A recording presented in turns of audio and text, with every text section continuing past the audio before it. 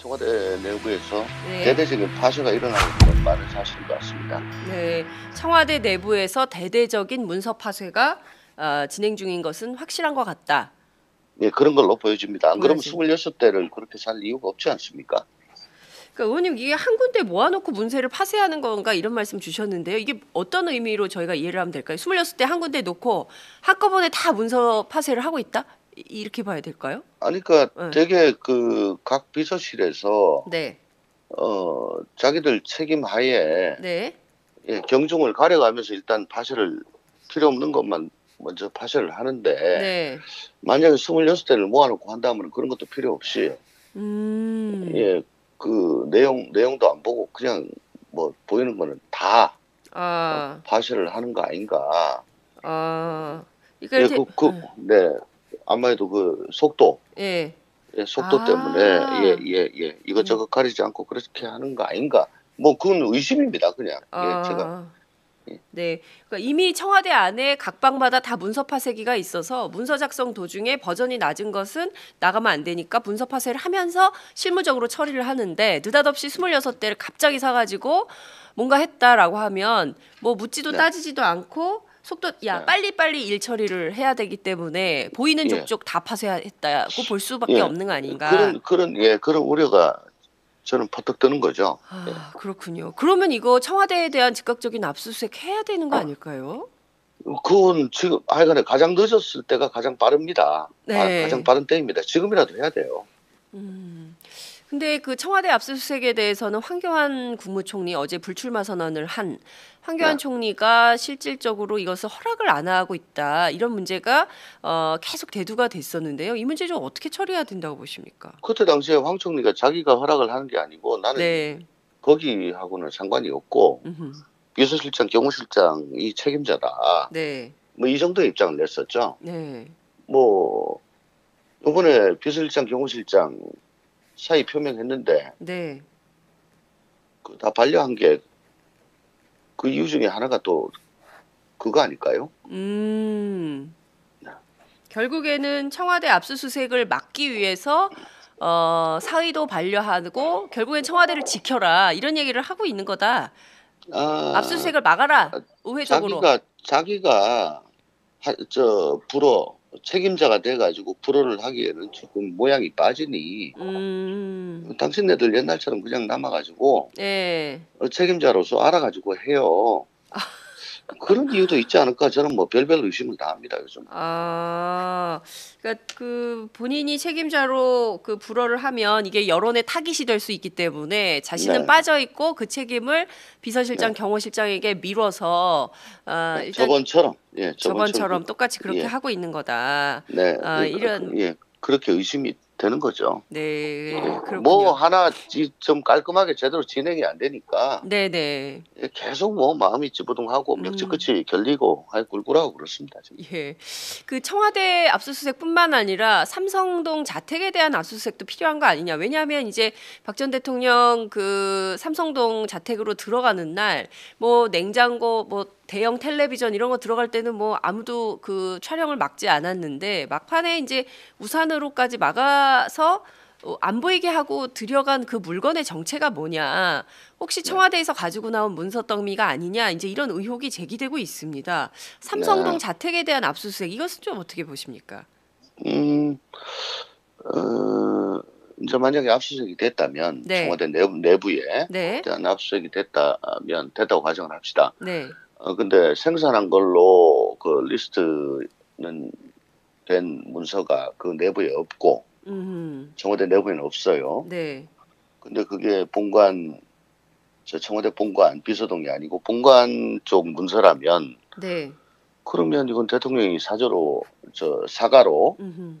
들고 나간 거 아니냐라고 뭐 합리적인 의심을 할 수가 있는 거죠. 음. 예, 그런 경우에는 가능할 거고 네. 또 예를 들자면 옛날부터 박 전 대통령을 뭐 수첩 공주라고 예, 해왔잖아요. 맞습니다. 예, 예. 손에는 뭐 항상 뭐 이런 조그만 네. 핸디한 그런 네. 수첩이 있었는데 예. 뭐 그런 수첩들이 다 없어졌다. 예. 왜냐하면 그것도 대통령 기록물이거든요. 그렇습니다. 예. 네. 근데 거기에 뭐 이것저것 다 있을 거 아니에요, 예, 예, 내용이. 예. 그거 가지고 안종범 저 전수석에 수첩하고 이렇게 대조를 해보면 예. 아기가 짝짝 맞을 거 그렇죠. 아니겠습니까? 예. 근데 그게 없다. 예.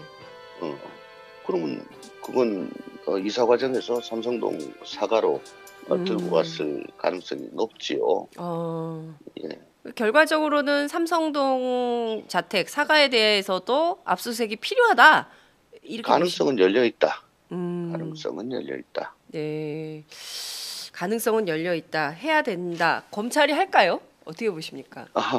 우선 청와대 압수수색이 먼저고요. 네. 예. 거기를 했는데 없는 것들이 뭐 나올 경우에는 그때 가서 필요성을 검토해야 되겠죠. 그렇군요. 그러니까 여전히 검찰로서는 두 개의 카드가 살아있다. 하나는 청와대 압수수색이고 다른 하나는 삼성동 사과에 대한 압수수색이다. 이런 말씀 주신 걸로 이해하도록 하겠습니다. 네. 자, 수석들, 비서관들 사표를 수리하지 않고 다 반려했단 말이에요. 그렇죠. 무슨 배경이 있는 건가요? 그리고 중요한 것은 황교안 권한대행이 불출마 선언하면서 실질적으로 출마를 저울질은 했었나요? 그러니까 그런 얘기가 계속 있어요. 그러니까 저희가 이제 그 황교안 총리가 말을 굉장히 삼가는 편이에요. 그래서 취재가 굉장히 어려워요.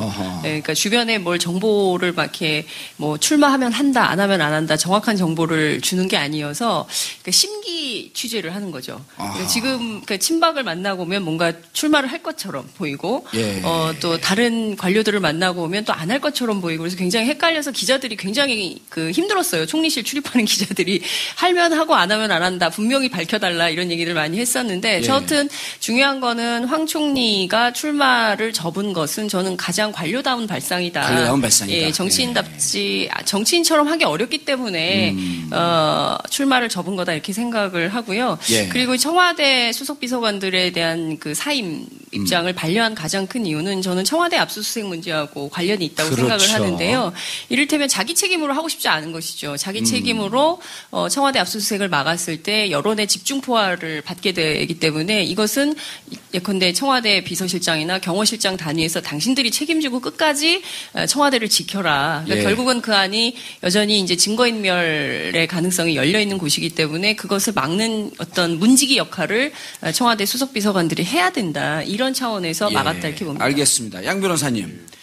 지금 저 얘기가 이제 언론에서 일반적으로 나오고 많은 또 그 율사들도 그 법조계 인사들도 저 얘기를 하는 거거든요. 네, 그렇죠. 그때 당시에 많은 분들이 황교안 대행도로 결심을 해라. 결단을 해라. 압수수색 영장 이제 특검이 들어갔을 때. 근데 그때 반려했단 말이에요. 그리고 반려의 책임을 비서실장이나 경호실장으로 돌렸죠.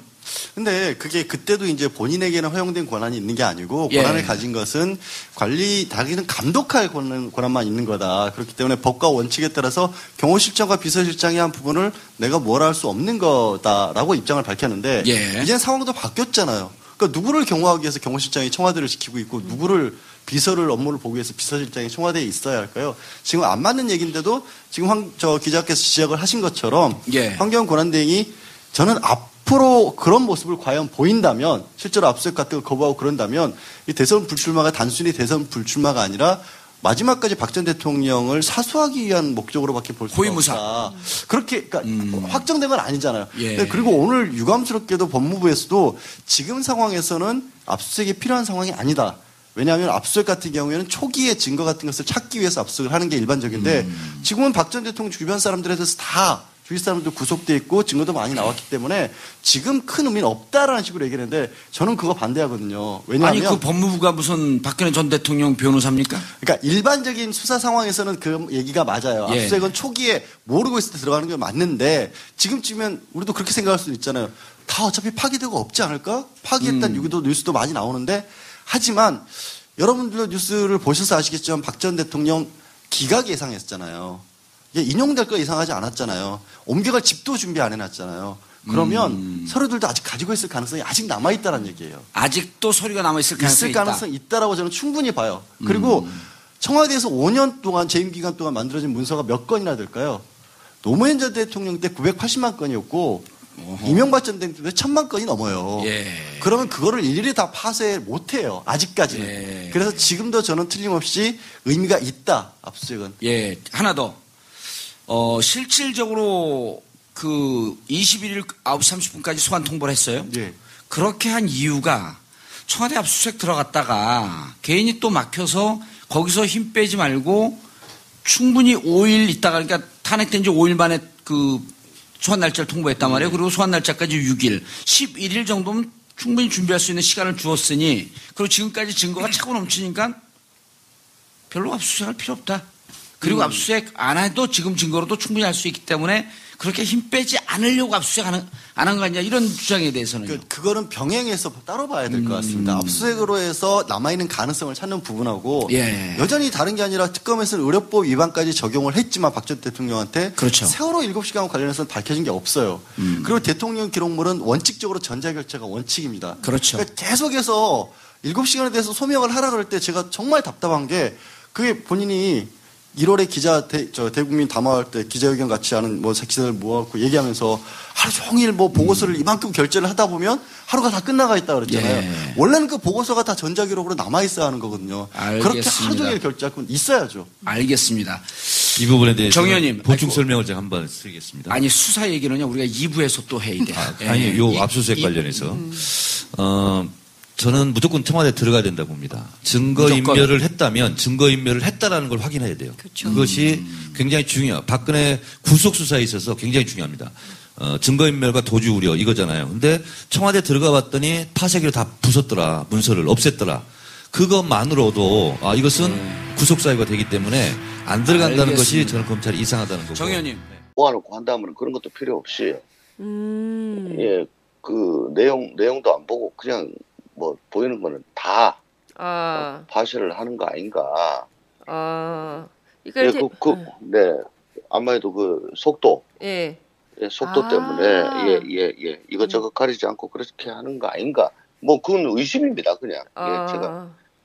네, 그러니까 이미 청와대 안에 각 방마다 다 문서 파쇄기가 있어서 문서 작성 도중에 버전이 낮은 것은 나가면 안 되니까 문서 파쇄를 하면서 실무적으로 처리를 하는데 느닷없이 26대를 갑자기 사가지고 뭔가 했다라고 하면 묻지도 따지지도 않고 속도 빨리빨리 일 처리를 책임자로서 알아가지고 해요.